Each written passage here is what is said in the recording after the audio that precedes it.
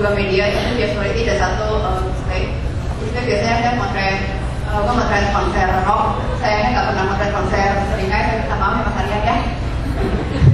Tapi karena udah mulai capek dan agak bosan, jadi memutuskan untuk traveling lagi. Dan kebetulan gue juga suka volunteer, jadi memutuskan untuk ambil program volunteer dari IPHQ dari New Zealand.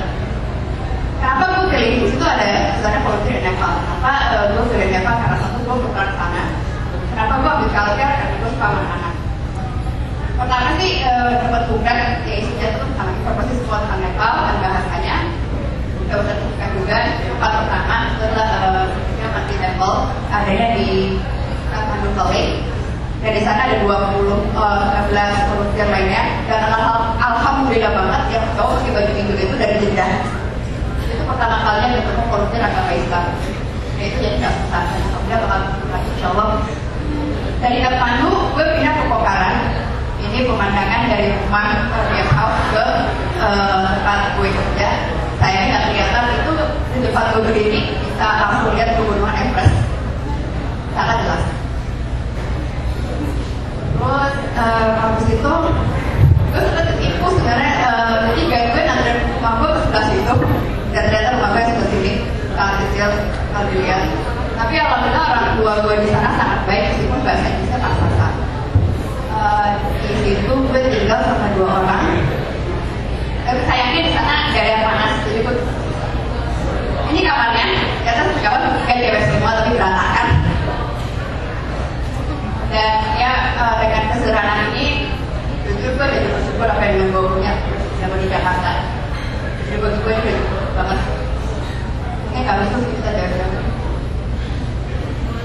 Nah ini adalah anak-anak yang gue asuh ya, selama di Annapurna Urban House.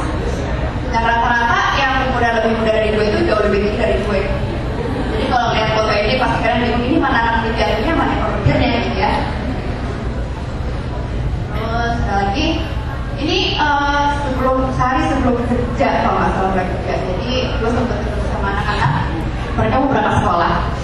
Jadi mereka tuh kayak membantu satu sama lain. Biasanya cewek-cewek kayak pakai pakut, benerin seragam. Dan mereka ada yang tuh sekolah di boarding school dan bahasa Inggris mereka tuh bagus banget. Jadi kita nggak kesusahan. Dan hari pertama juga selama anak pergi sekolah kita kalau nggak salah ini nyambutnya gini ya, sayur bayam. Jadi mereka tuh punya kebun sendiri dan peternakan sendiri. Tapi ketika disuruh mendekati peternakan sapi kok nggak mau. Gak ada apa-apa ya. Ini waktu kita main, kita off-nya itu justru kita off-nya hari Sabtu. Minggu mereka malah sekolah. Jadi kita ngapain untuk deketin anak-anak. Kita ajak main. Itu ada yang pegang kamera dan kata, Miss, camera is very happy. Jangan kan kalau gue juga kelihatan. Ini namanya Tahara. Gue paling demen sama dia umurnya 4 tahun. Diceritain sama pemilik pemilik rumah yatim piatunya, dia diserahkan rumah yatim piatu sejak umur 2 bulan. Cuma karena emaknya itu hamil mulu, jadi orang emaknya itu gak bisa terus dia masih ke panti asuhan. Karena bosan di rumah, kita naik ke sebuah bukit dan kita nggak bisa ngapain di sebuah rumah. Mereka lagi main Uno, akhirnya mereka tahu Uno. Karena gue masih agak-agak takut sama anak-anak di situ. Mereka speak English tapi dengan logat yang baru dan malah gede-gede. Ini loh makanan yang gue makan serius.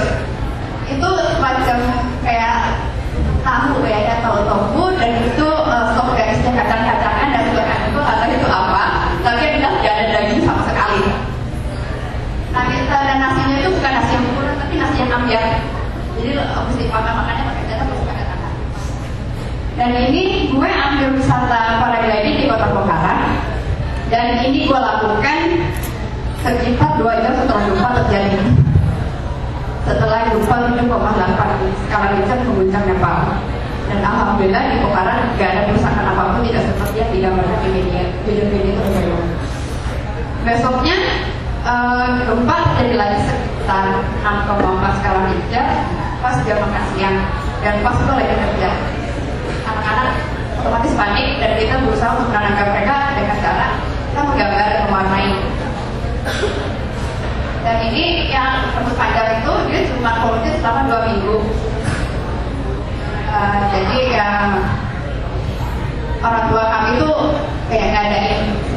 farewell dinner. Ya biasanya mereka masak sayur, alhamdulillah akhirnya masak ayam goreng. Itu enak banget. Baru mantap. Nah ini adalah situasi kota Kathmandu setelah gempa. Setelah gempa itu baju berserakan.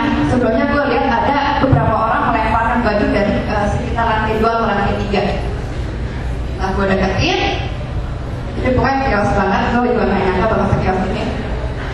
Setelah gue deketin, gedungnya nyender. Mungkin gedungnya lelah ya kak ya, jadi keren. Jadi kagak nyender. Ini ya benar-benar dekat banget. Jadi itu dari situ gue kayak gila ya, rupanya tuh bisa bikin gedungnya tuh seperti ini. Dan emang pas gue lihat tanahnya tuh kebetulan gak bagus. Untungnya sebelahnya masih tahan.